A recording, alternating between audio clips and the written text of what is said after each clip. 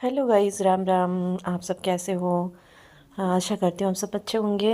ये मेरे ब्लॉग को देखिए, आप सबको कैसा लगेगा पसंद करके बताइएगा।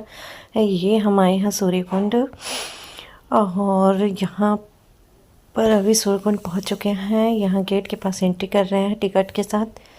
ऊपर देखिएगा, ऊपर का नज़ारा कितना अच्छा लग रहा है। सूर्यकुंड जैसा लग रहा है, गोल्डन गोल्डन सोने का बना हुआ है। और यहाँ एंट्री करने के बाद हम आपको दिखाएंगे कितना सुंदर है यहाँ का नज़ारा, कितना अच्छा है। आप सब आइएगा तो ज़रूर देखिएगा। अयोध्या जब आइएगा तो सूर्यकुंड ज़रूर आइएगा। देखिए, यहाँ बच्चों पिच लेने वाला या मोबाइल पर अच्छे से वीडियो बना सकें, बहुत अच्छा है। यहाँ पर ये वैन है, काफ़ी सुंदर है, लाइटिंग से सजी हुई है, जो कि आपको घुमा के पूरा सूर्यकुंड दिखा सकता है, दिखाते हैं। ये बच्चों के लिए, मनोरंजन के लिए गाड़ी जैसे बच्चों को बैठा के दिखाएं। यहाँ लाइटिंग बहुत अच्छी अच्छी लगी हुई है, सजावट बहुत अच्छा हुआ है। और अंदर लेजर शो भी चल रहा है। ये मेरा बेटा है, मतलब दीदी का बेटा है। और ये जंपिंग भी यहाँ है बच्चों के लिए। और यहाँ शनि मंदिर भी है और सूर्य मंदिर भी है, और लेजर शो भी यहाँ चलता है, बहुत सुंदर है। यहाँ से देखिए लेजर शो, आप ध्यान से देखिए।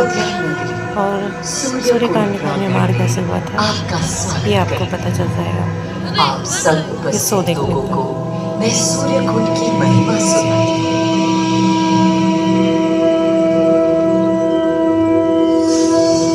भारत की मिट्टी अनेकों दिव्य आत्माओं की जन्मस्थली है, पर आज मैं आपको कथा सुनाऊंगी भगवान विष्णु के उस अवतार की, जिनके अवतरण से मैं पावन हो गई, सदा सदा के लिए।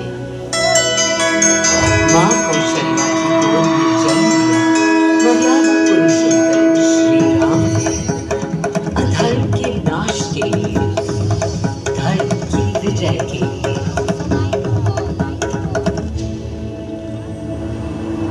किंतु उन्हें अयोध्या त्याग 14 वर्ष के वनवास पर जाना पड़ा। पुनः वो मिले जब सीता माता के साथ उनका पुनः आगमन हर्ष था चौपड़ी और उल्लास था हर दिशा में। बस आने को नहीं था जिसकी प्रतीक्षा जाने कब से प्रभु राम का राज्याभिषेक बस होने को उत्सव था। और इस उल्लास पर दुविधा की कालिमा छा रही थी। श्री राम प्रसन्न नहीं थे, राज्याभिषेक का कोई उत्साह उनके चेहरे पर नहीं था, उन्हें राज्य का लोभ नहीं था, सिर्फ अपनी प्रजा की चिंता थी।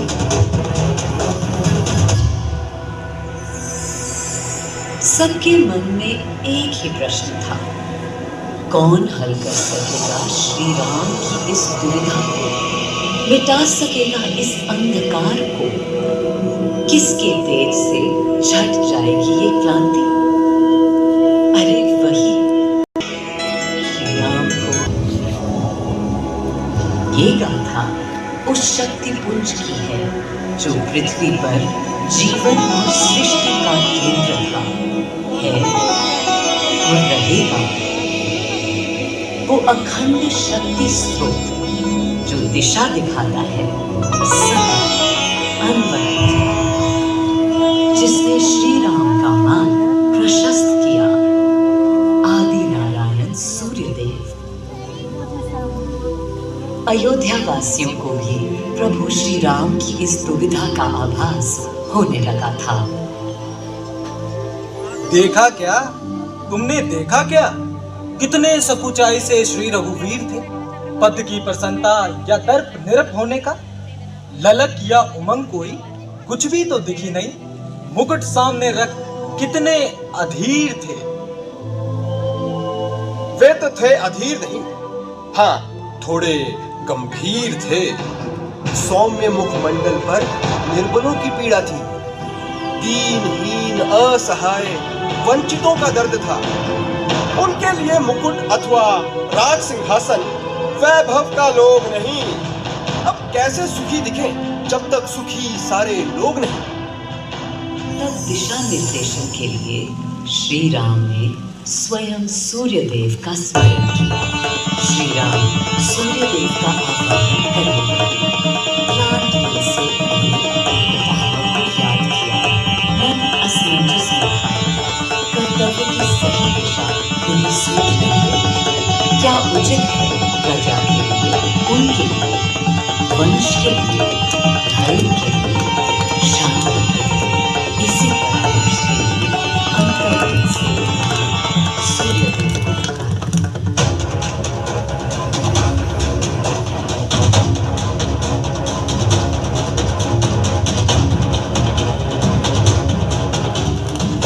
मैं अयोध्या पवित्र से पवित्रतम हो गई हूँ। आज स्वयं श्री राम यहाँ हैं, मर्यादा पुरुषोत्तम आवाहन कर रहे हैं। उन सकारात्मक शक्तियों का संचार कर रहे हैं जो उन्हें, मुझे और मेरे यानी अयोध्या के हर निवासी को अनंत काल तक सही दिशा दिखाएं। संभव है स्वयं सूर्यदेव सशरीर पधारे अयोध्या की धरा पर।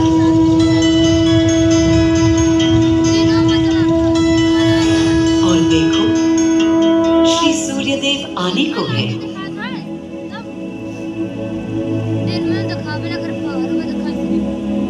उनकी पहली किरण के स्पर्श से कलियां एक एक कर खिलने लगी।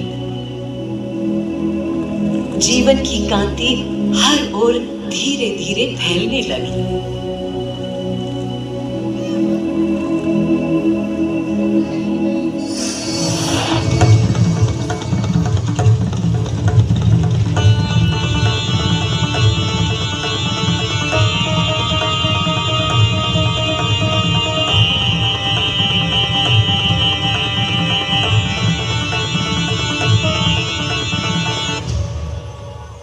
कितना अनोखा दिन है। स्वयं सशरीर अपने अलौकिक स्वरूप में पधारे हैं श्री सूर्यदेव नारायण और उनके अधीर मन के संशय मिटाने को। अधीर है या गंभीर है, मैं जानता हूं क्या उनकी पीड़ है।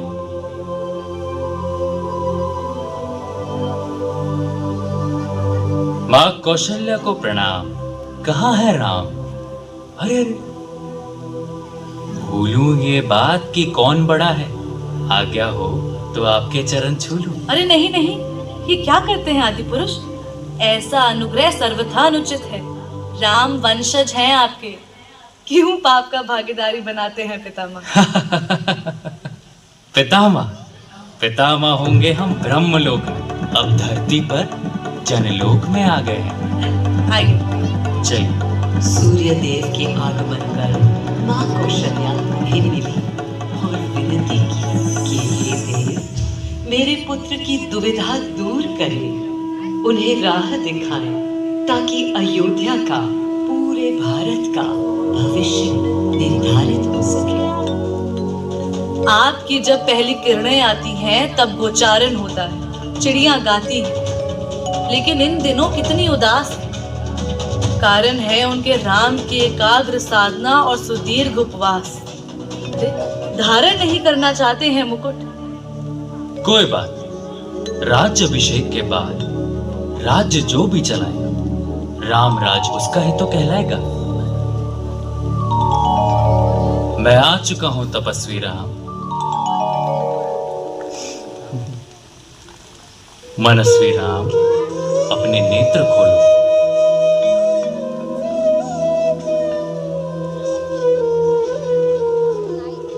प्रणाम पितामह, प्रणाम। प्रणाम मेरे राम, प्रणाम।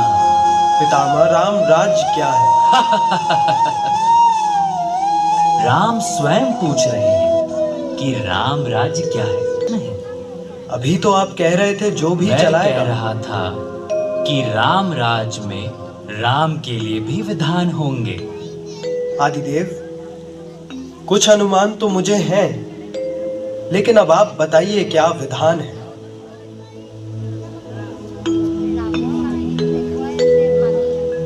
राम राज्य आशय कल्याण है, निर्बलतम मानव का त्राण है। भय हो ना भीति हो, मुख्य राम राजनीति जन जन की प्रीति हो। लोक संरक्षण हो, सत का आभास हो, परमानंद प्राप्ति हेतु मंगल उद्भास हो। प्रेम परम तत्व हो, सब में समत्व हो। दैहिक दैविक या भौतिक संतापों की औषधि अचूक राम बाण है। राम राज्य आशय कल्याण है, निर्बलतम मानव का त्राण है। प्रमोदित अपंतव हो, आस्था का घनत्व हो। वैभव विशाल, मेघ करे वर्षा और सदा ही सुकाल। दिशाएं सब मस्त हो, जनपद ये स्वस्थ हो। उपद्रव ना ही और ना कोई आतंक हो। कोई नहीं रंग हो, सुख ही सुख निशंक हो। प्रेम योग धर्म मूल्य प्राण है। राम राज आशय कल्याण है। मां कौशल्या, अभी ये मुकुट मात्र सोने का है। मैं इस मुकुट को राम के साथ सदा उपस्थित होने का बना देता हूं।